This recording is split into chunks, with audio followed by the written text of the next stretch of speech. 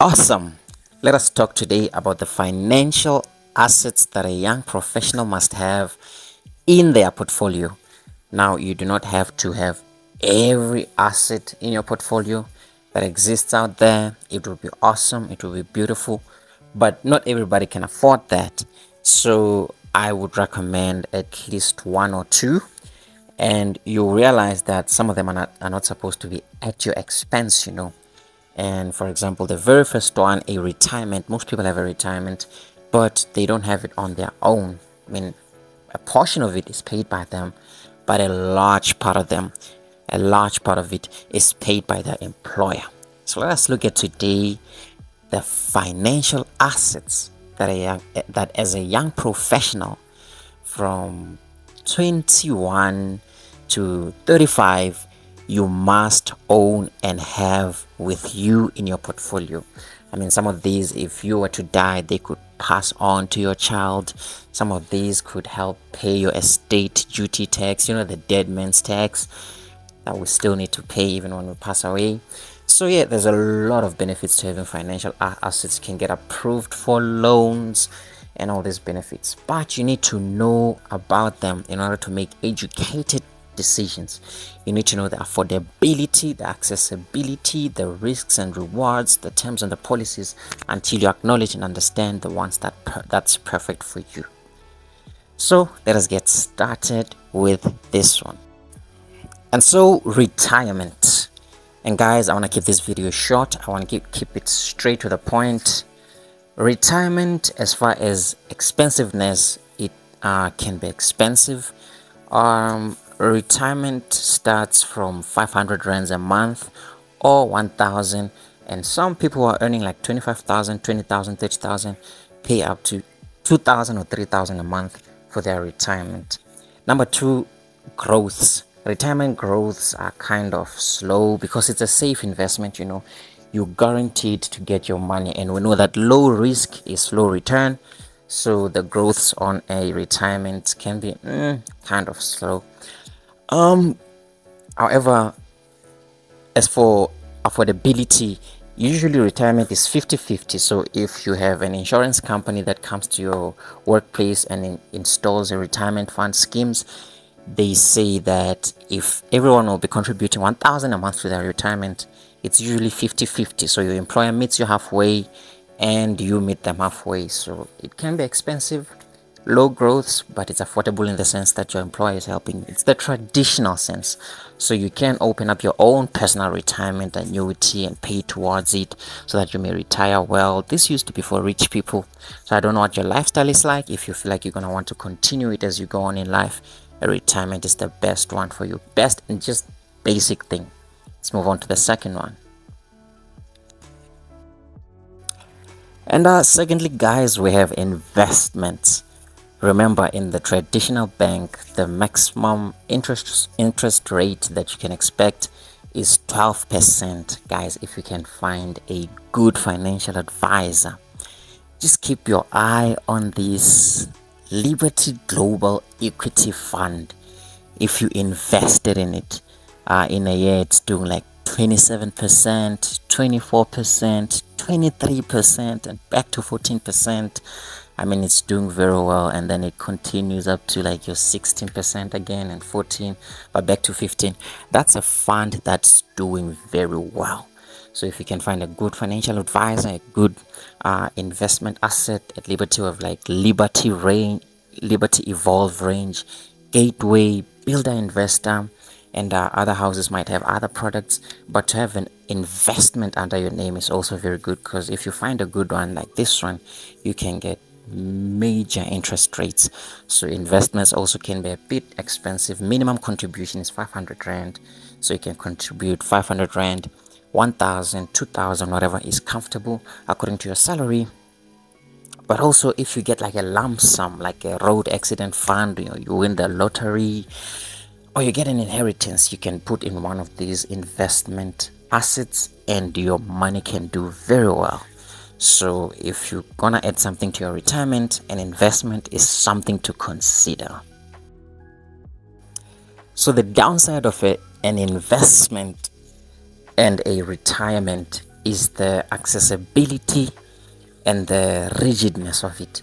You see, you can't access your retirement until you reach 55. You can't access your investment until 1 year has passed, or like 3 years has passed, sometimes until 5 years has passed. Otherwise, you're going to get some penalties of a certain percentage. And it's rigid because if you decided on 500 rands, you can only contribute 500 rands a month, and you can't not contribute because you'll be penalized for that. But there's a unit trust, and some unit trust funds are doing very well. Look at this Allen Gray is doing very well. Aggressive portfolio. Look at Satrix, there is having 27.8% at one point, and a moderately aggressive account, a conservative fund. And remember guys, you can find this information on Google by just typing the best performing trust fund in South Africa. So yeah, the best thing about the trust fund is that you can access your money anytime without any penalty, and if you want, you can contribute 500 rand, sometimes 1,000, sometimes nothing, and there is hardly any consequence. So this is one other investment asset that you can consider, and it's got its good and proper advantages right there.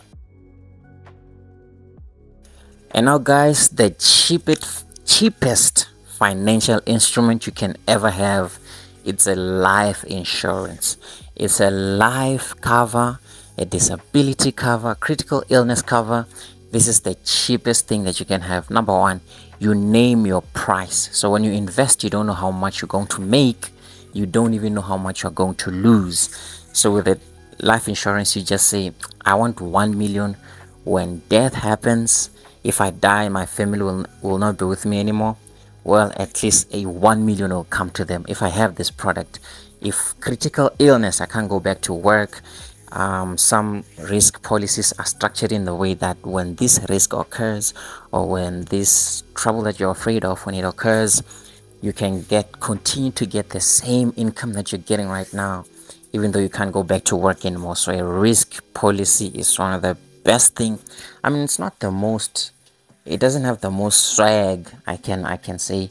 For most people, it's not too attractive, not many people want it, but it can be very powerful. You name your price and you pay cheap premiums. Think about it, a 1 million life cover, should something happen to you, can cost you up to like 400 rands a month or 300 rands a month, depending on your age and your smoking status. That's all they want. But in order for you to get 1 million after retirement, you'd have to contribute 500 rands or 1,000 a month, and it ends up being like 1 million or 1.5 million. But with a risk policy, you just set the price. I want 2 million when something happens to my family, and you're paying what, like 800 rands a month or 1.2 thousand a month, and the price that you set is set and it's sure to come. There's good companies in South Africa that have a great reputation of paying their claims, and that's all you need. It's a very, very powerful instrument, very looked down upon, but very powerful because you name your price and you don't make a loss, and the premiums are very low. Most investments are like from 500 upwards, but this one is just the same premium wire, and if there's any increments, they are very small. So yeah, it's still a financial instrument. Do not look it any other way.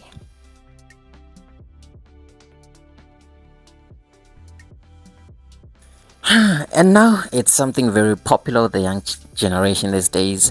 It's a tax-free savings account, a tax-free investment. Most people like this because the government has invented it, saying that most people are not investing towards their retirement. They don't have investment assets, so we'll look for a way to encourage them to invest.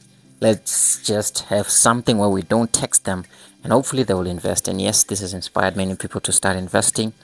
It's a huge favorite with many people, but not with me. I don't really see much to it except that there's no tax.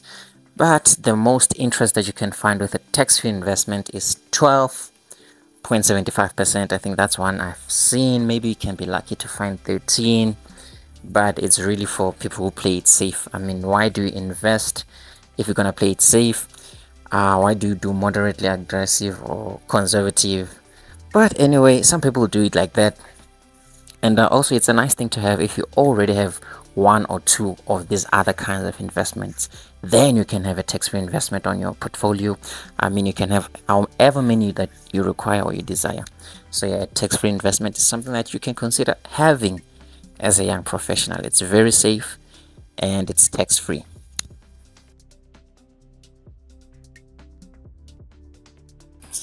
And finally, a level that is my favorite, a level of the intelligent investor, a level of your Warren Buffetts, your high net worth individuals, and your smart investors out there. So this is having some shares in a company. Remember, guys, most of the money is in participating in a company one way or another. If you're an employee, you're participating in a company.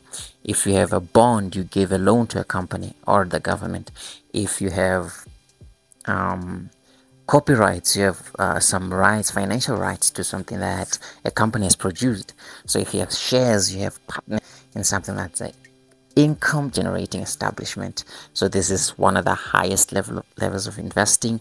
You can make a ton of cash, but you do have to research your companies, read about it, the things that it does for the community, its longevity, and you have to be smart enough to buy to own. Don't be buying and speculating, don't be buying and trading. Just buy your shares and hold on to them and just let it roll. Let it roll. Every dividend that you get is tax-free, because all local dividends are tax-free, are tax exempt. When you buy to a good and reputable company and hold on to it, when people are buying and selling, buying and selling, buying and selling, and you keep buying on what they keep selling back into the market, you end up having like 20% of a very good company that you are holding on to, and these people are just buying and selling. And if you have something like that, 20% of a good company, you are well set. You can even transfer these to your children, and all the income is tax free.